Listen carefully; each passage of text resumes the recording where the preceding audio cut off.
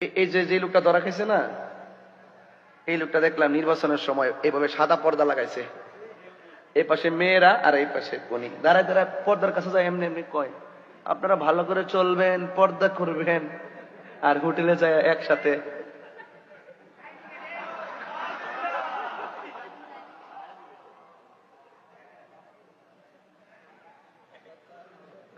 মেয়ের বয়স 14, বাপের বয়স 36, আইনের বয়স 60 না 65। কি একটা হিসাব নিকাশ দেখছেন নি? 75 নি 75, 65 বছরের বড়।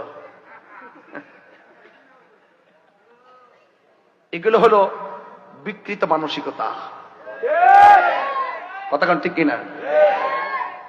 যাই হোক, আমি বলতে চেয়েছিলাম এগুলোর ফলোয়ার আছে, আবার এগুলোর ফলোয়ার আছে, সুন্দর সুন্দর কথা কয়।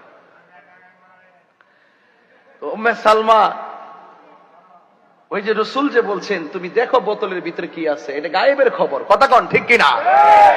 রসুল তো আগেই বলে গেছেন, আর ওই মৌলবী বলে রসুল জানে না। রসুল নাকি মূর্খ? নাউজুবিল্লাহ না কেন?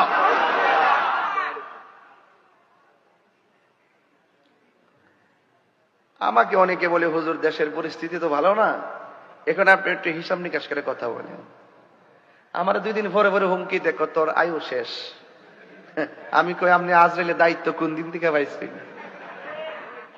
আপনি আজরাইলের দায়িত্ব কোন দিন থেকে পাইছেন? তা আমার সামনে আইন।